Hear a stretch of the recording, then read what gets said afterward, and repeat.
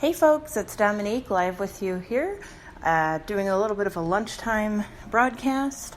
I wanted to talk with my listeners about a subject that is just always a topic of discussion with my clients, my friends, and myself, with those that I interact with on social media, and I'm sure with many of you at large. So let's get into this topic with no further ado. So, I'm sure that many of you have heard the term toxic person or toxic people bandied about, right? You've heard probably in self-help books that you have read, or maybe in passing conversation with somebody that you know about toxic people and how important it is to avoid a relationship with a toxic person. Well, I do feel that that's absolutely valid, and it's a valid point of view, and it's an important thing to do for your own well-being, to avoid toxic people and toxic relationships, right?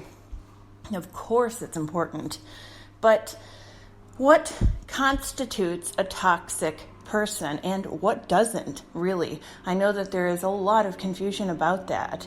I'm going to start by voicing possibly an unpopular opinion, and I want you to stay with me after I do, because this is an important discussion, and I'd love to hear from you in the comments section right here, or if you're watching this on YouTube, feel free to comment on my YouTube channel.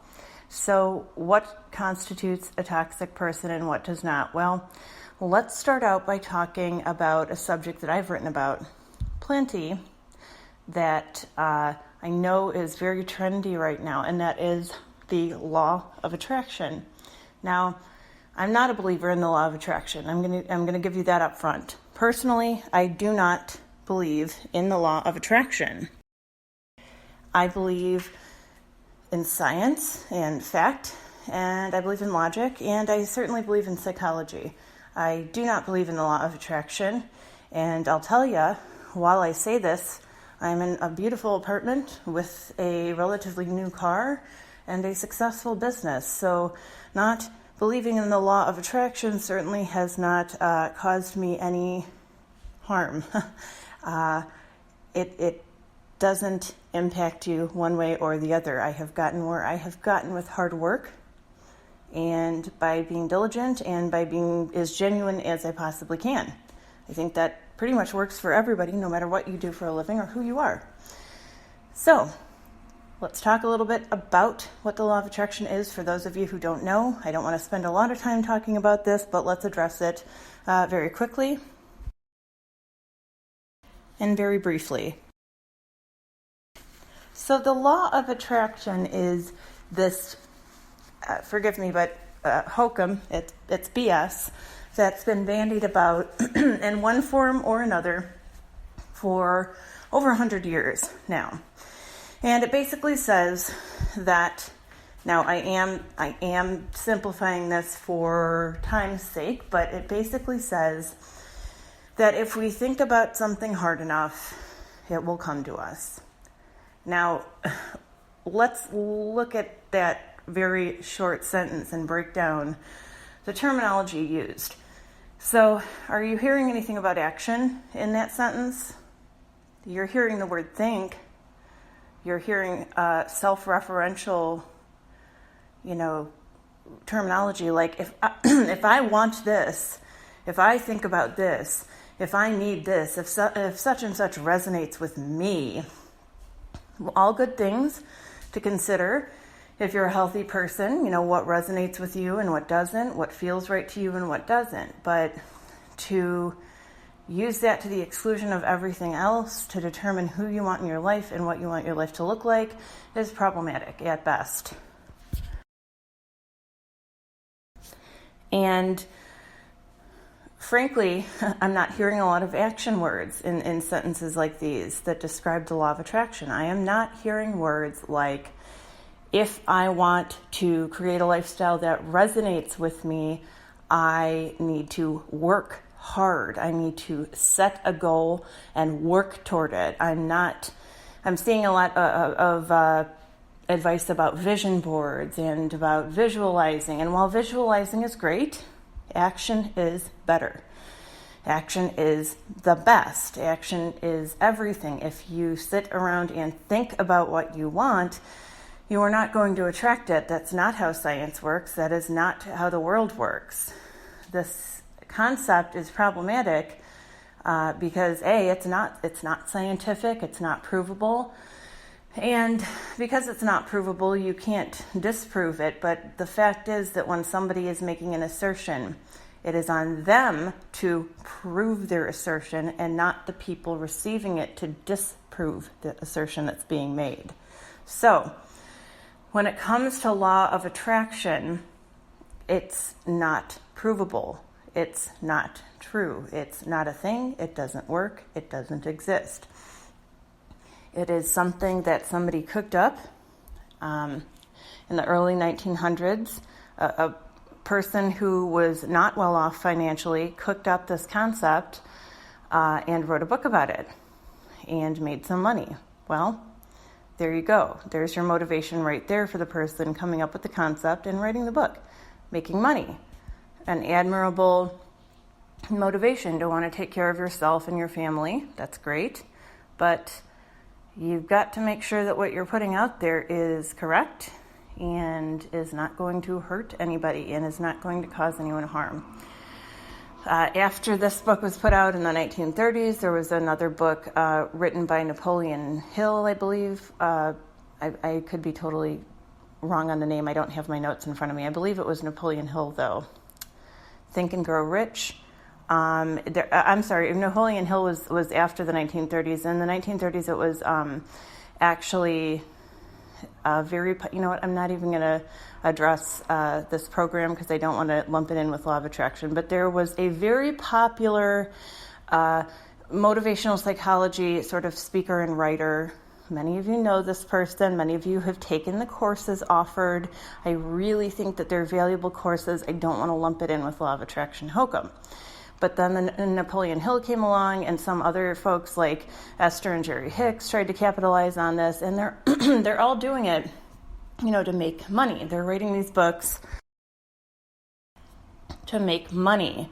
They're not doing it because they feel that this is a provable psychological happening or a provable phenomenon of any kind. They're not doing it because they feel that it's super scientifically sound.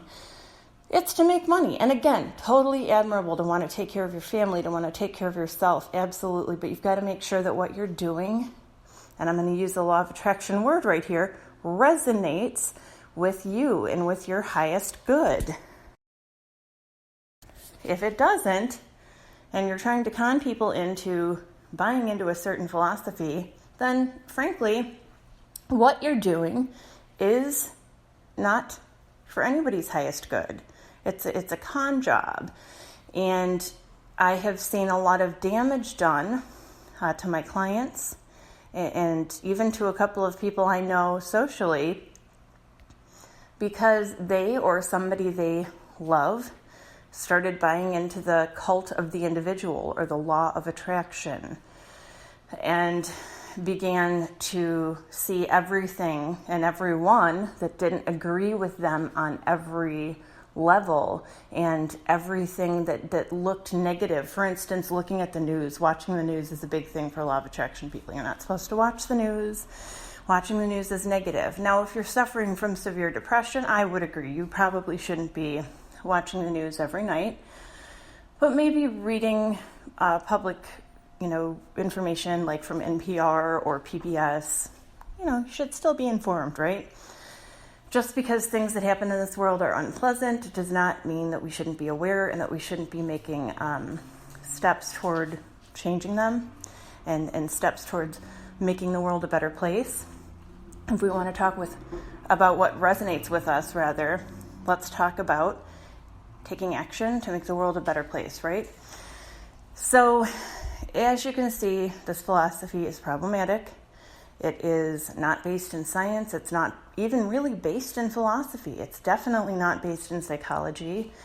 And it is very alienating and very isolating. And in fact, it has been found to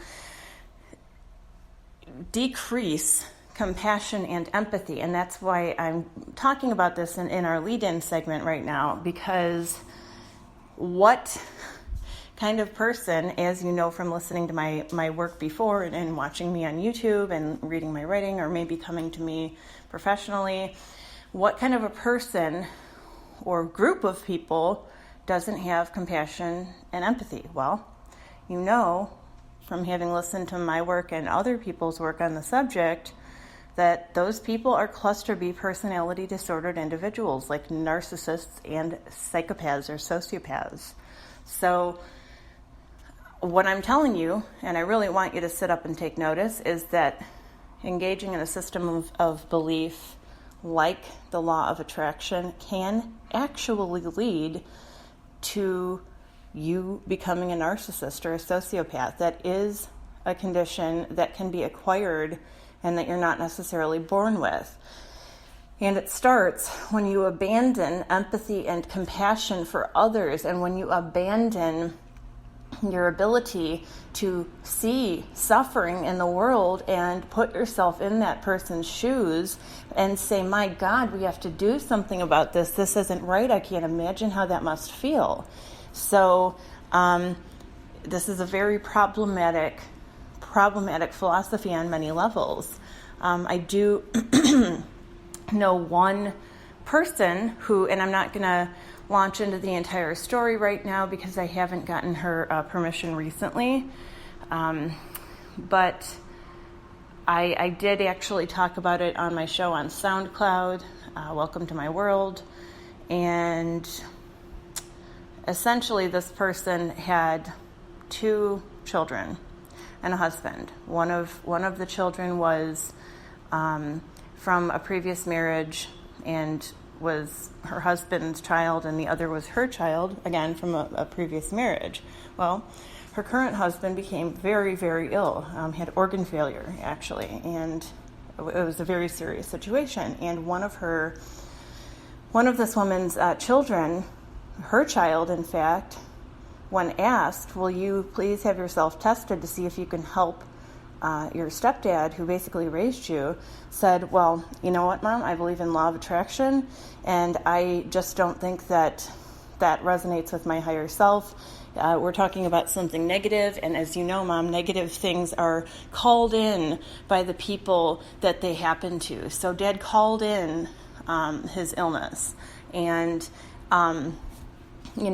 because of that, I'm not going to associate myself with this situation that doesn't resonate with my energy, or as they say with law of attraction, my vibration, whatever that means, really. There's no such scientific evidence. Nobody resonates at a certain vibration because of what they think. That's total hokum and nonsense. So as you can see, this young woman kind of began to act as somebody without compassion and empathy, because in large part, or maybe fully, because of her introduction to law of attraction. Well, the other daughter actually went ahead, got herself tested, and saved her dad's life. So of these 2 people, of these 2 children in the same family, which of the 2 of them acted in a way that was positive? Not the one that adopted law of attraction, right? So do you see what I'm saying? So I want to really address that when we're talking about toxic people and how to identify them and getting rid of toxic people. I am not saying by any stretch that you should be getting rid of anyone in your life who has an illness, anyone who's overweight or underweight, or anyone who has a financial problem, or, a mental health problem, or what have you. That's not compassionate. That is not kind. That is not caring. Now, if somebody has a physical disability and is a total jerk, then absolutely go ahead and get that person out of your life. But if this person just has a physical disability or a mental illness, or again, a financial problem, or what have you, the compassionate thing to do would be to be there for them if they are a good person who you have things in common with and who, maybe needs your help and is a friend to you and is a kind individual, right? So we're going to start getting more into the topic that I want the show to be about right now. I just wanted to explain to you what a toxic person isn't.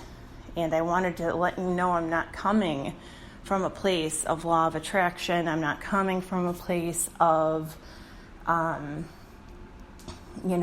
no empathy, no compassion. I'm certainly not coming from a place of wanting folks to make excuses for not wanting to keep up their end of the bargain in a relationship. That's not where I'm coming from. And I think that is what differentiates my show and my work and my writing from the writing and the work of many people out there in this field. I don't buy into that kind of hokum, and I really would like to encourage you not to either. There are many folks who would agree with me. There are many who wouldn't. So you do the math, you decide what works for you, but I really want to caution you when it comes to stuff like this. And as far as identifying people who really genuinely are toxic, okay, first and foremost, you know where I'm going to go with this. When people are very genuinely toxic, right, and actually maybe don't have the redeeming qualities necessary to be part of a healthy relationship. You knew I was going to go there. Many of these people are, wait for it, cluster B personality disordered individuals, right? Many of these people have an actual cluster B personality disorder, like psychopathy, like narcissism, like histrionic personality disorder, like borderline personality disorder. So I just want to let you guys know that many of the people out there who are considered toxic people really are personality disordered. And as you know, you can't get over a personality disorder. You can't be healed from a personality disorder. There is some research that suggests that it may be possible to make strides if you're borderline personality disordered, but if you have anything other than borderline personality disorder, it is very, very important to note that you are not going to make a recovery. And of course, if you are personality disordered, you're not going to be listening to the show at all because you don't care. You don't care that you're a toxic person. You don't care if other people are toxic. You could care less. So don't feel like I'm calling any of you guys out. And by the way, a couple of listeners and I have discussed this. They've come to me and said, oh my gosh, I'm worried that I'm a psychopath or a sociopath or a narcissist. And I've said, you know what? I don't know you, but the fact that you're worried that you might be means you are not. Because if you were genuinely a disordered individual, you wouldn't be worried about it. You wouldn't care.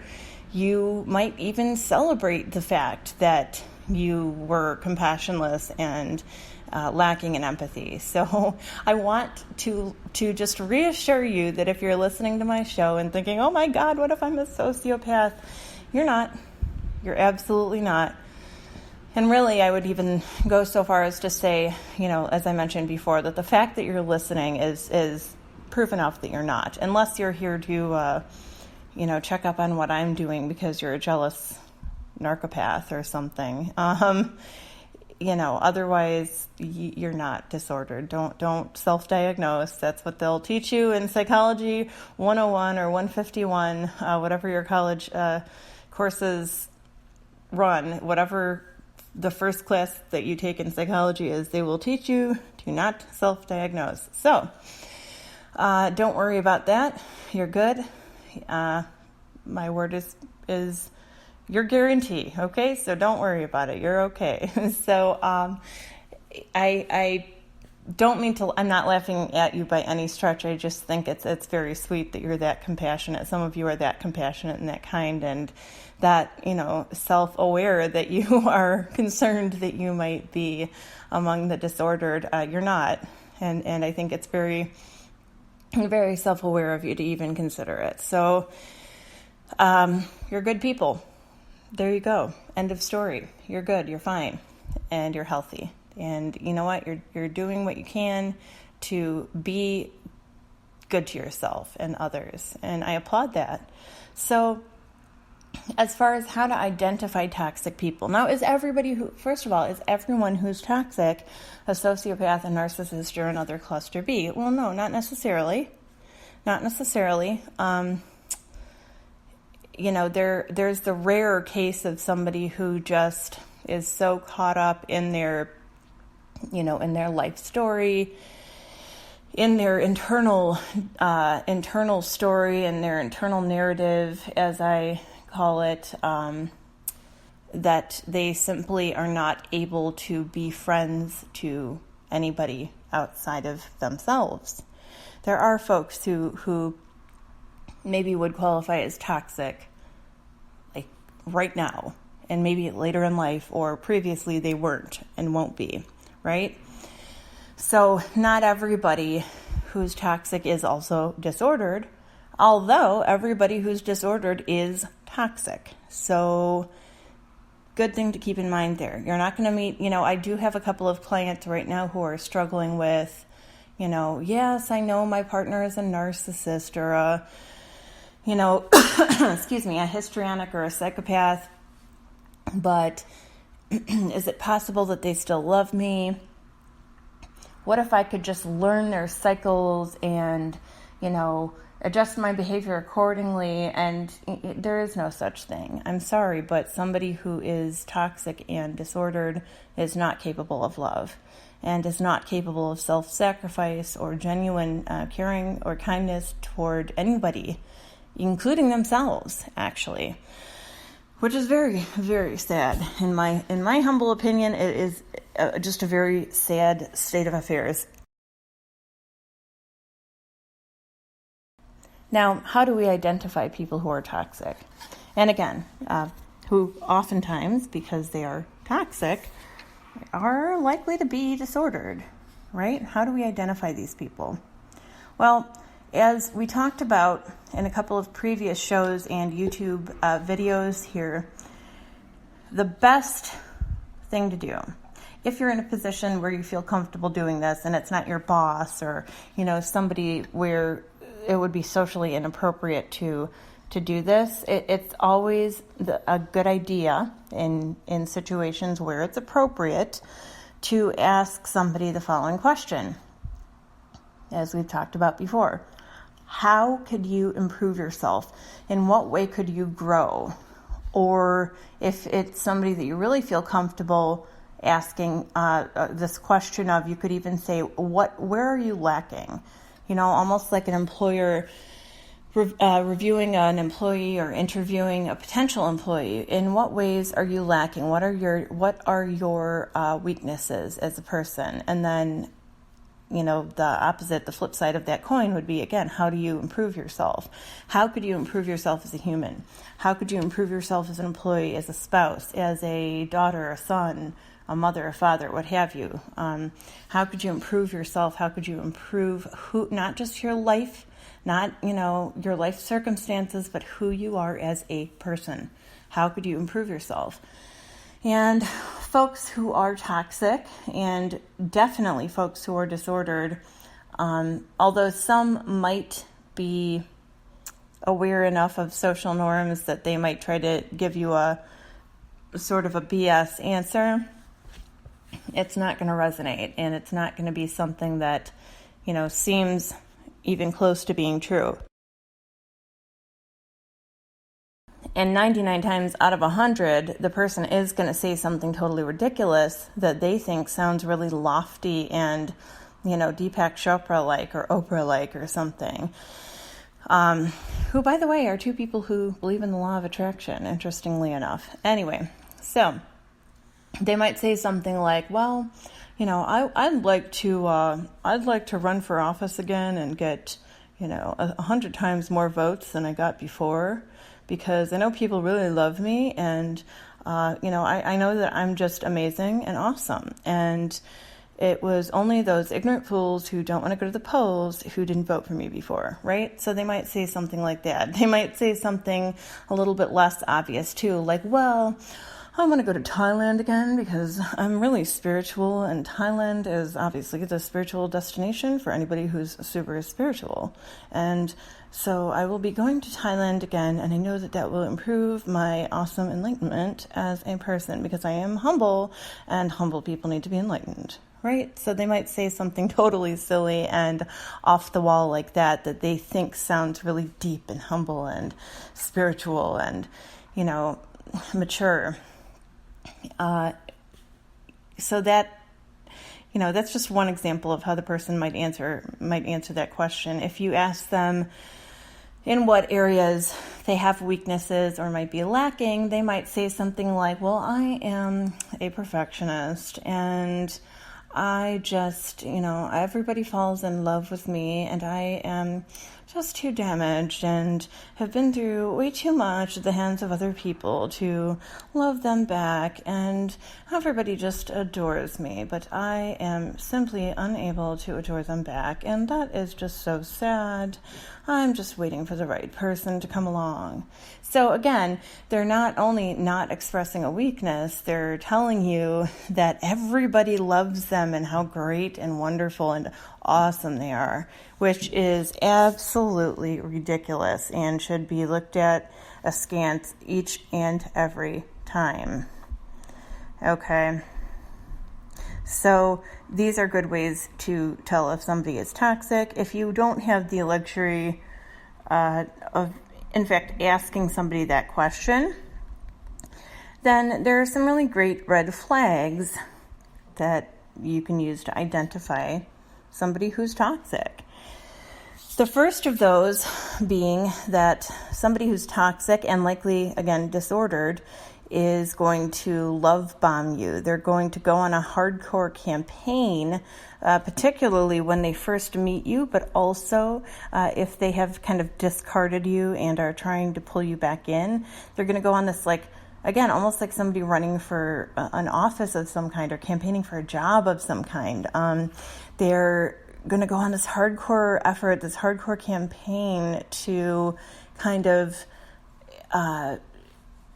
just make sure that you think that they adore you. They're going to say things like, you're wonderful and you're awesome. And I've covered these things before, so I don't want to go into super depth with them right now, but they're going to say things like, oh, you're so wonderful and you're so awesome. And, oh, I know that you like Frosted Flakes, and I love Frosted Flakes. And I know that you like the color blue. And you know what? I just love the color blue. And blue is my favorite. And blue is wonderful. And blue is the best. And blue, blue, blue. And I have a blue car, and I have a blue bedroom at my house. And I even have a blue toilet. And it's just going to be absolutely ridiculous. But because you don't get the chance to come up for air or take a breath, you're not going to get the chance to have that sort of cognition where your logic kicks in and you get to evaluate what the person's actually saying, which is in fact nothing. It's all BS. It's all total garbage. And, they're saying absolutely nothing of substance. And then from then on, once they feel that they've gotten you hooked, of course, at the very beginning, if you're dating or even friends, they're going to say things like, well, I knew right away that you were the only person who could really connect with me. I knew right away that we were soulmates. I knew right away that we were meant to be best friends forever. And of course, as time goes by, they're going to start talking only about themselves. Sociopaths, even psychopaths, do talk about themselves as well, although they are more prone to talk about sort of their plans and their experience and their machinations and their devious total world domination, ideations. So they're going to be the type to talk about those things, whereas like a narcissist or even just somebody on the narcissistic spectrum who's also toxic might be just very self-referential and, well, I've accomplished this and I feel this and I want this and so did this or that to me. It's going to be very self-referential. You're going to notice that right off the bat. It's just absolutely impossible to miss. So these are some traits of toxic people, and will certainly help you to avoid folks like that going forward. I do have a video on YouTube, my very first video in my Dominique Does Life series on my Dominique Does Life channel, which is how to deal with toxic people and how to deal with disordered people. And I would love for you to watch that because it's very important. I think there are a couple of people out there who are in the mental health field who do actually talk about that, but more than likely you're going to hear, well, just don't interact with them. Well, that's great, but what happens when you run into a toxic boss? You're just not going to interact with them? Sorry, absolutely ridiculous. You have to interact with your boss. You have to interact with your employees. You have to interact with your coworkers. And again, this does tie into like that law of attraction. Anything that isn't right for me is something I'm going to immediately abandon, sort of self-sabotage mentality. You know, you don't want to do that. In life, I'm sorry, folks, in life, it's an unpleasant truth that you are going to have to deal with people and situations that you don't like or don't agree with. The measure of a person is how they handle those situations and not how fast they run away from them, right? So really, it's so important to just have those tools and to realize that you're going to have to do things you don't like. You're going to have to deal with folks you don't like. What you don't have to do is invite those folks to come be your BFF and to be a part of your life, right? There you go. Problem solved. You can deal with them at work. You may even like aspects of them. I have a couple of folks that I work with who I absolutely know are disordered. I know they're disordered people. I find that sometimes they're funny. Sometimes they can be downright offensive and rude, and you just want to, slap the shit out of them, to be completely honest. Of course, a grown adult wouldn't do that, but it might cross your mind for a hot second, right? So you want to just respond in anger, but you can't. So what I try to do, again, is if I'm working with somebody like that, I really try to just make sure that if there is a redeeming quality of some sort, if they're lending quality to their work, what have you, I try to see that for what it is and appreciate that, while still making sure that I don't invite them into my personal space in my life and that I don't share personal details with them, right?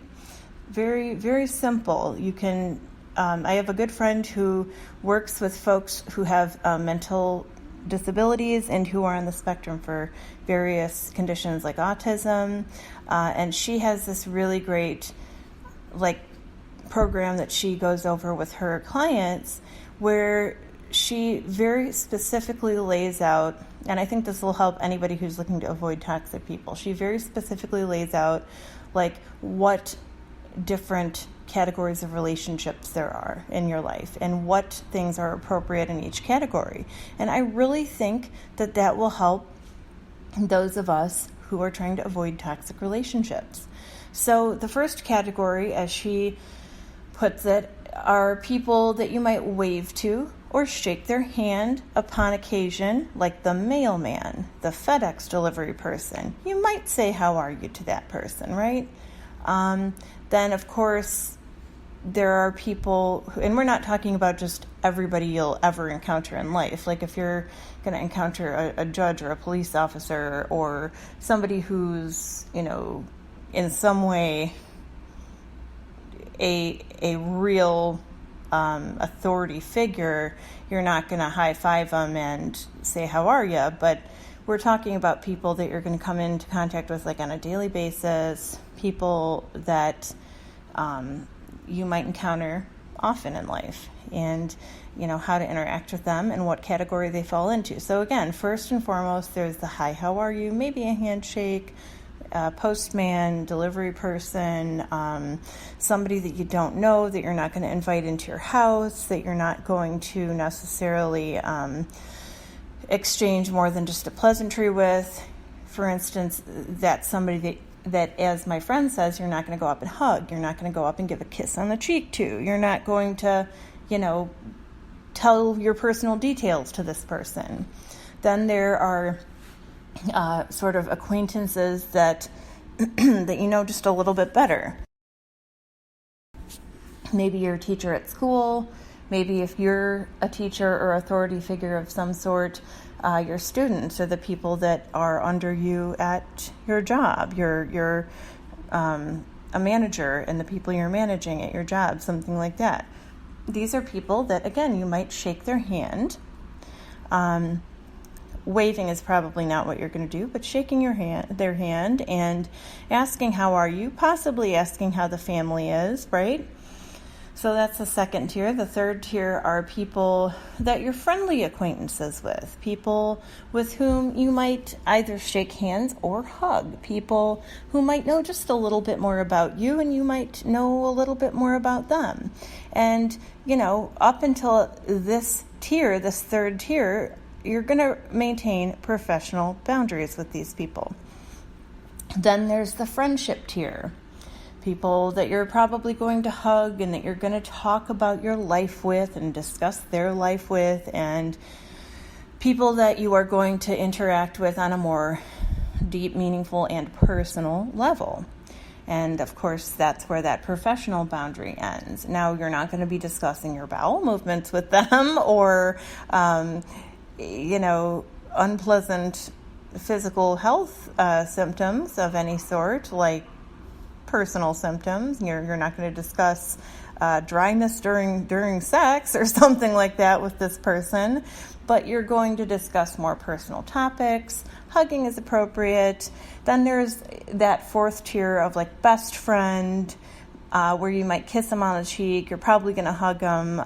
You're going to be talking about more intimate topics. You're going to share quite a lot with them and vice versa.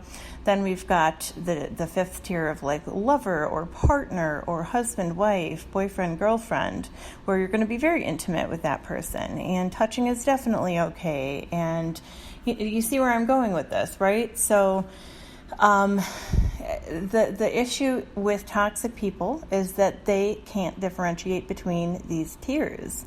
They can't differentiate between these 5 or 6 like tiers of appropriate interaction with different sorts of people in their lives.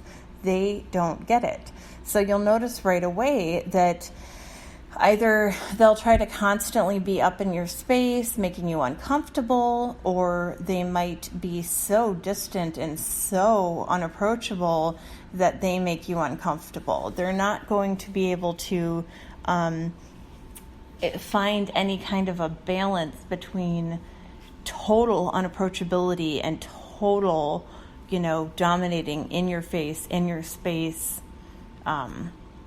action. So that's one way that you're going to be able to tell whether somebody is a toxic person. Also, they are going to neg you. They're going to sort of give you a quote-unquote compliment that really isn't a compliment. It's actually an insult. I dealt with a woman for many years who knew that I had an eating disorder, who would comment, would comment on my weight. And I'm somebody who, I think everybody pretty much wants to lose a couple of pounds, but I wouldn't say that I'm, hugely obese or something like that. And even if I were, it wouldn't have been any of her business. And at the time that I knew her, I wasn't stick thin either. I was, getting to a place where I was healthy.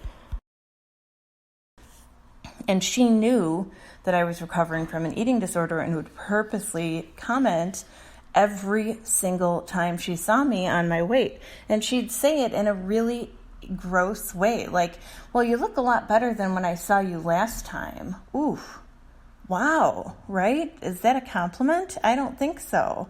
It's very inappropriate. And so I had to tell this person that my weight was not a topic that was ever on the table for discussion. And because she knew that I had a disability, she would comment on whether I looked healthy or not that day.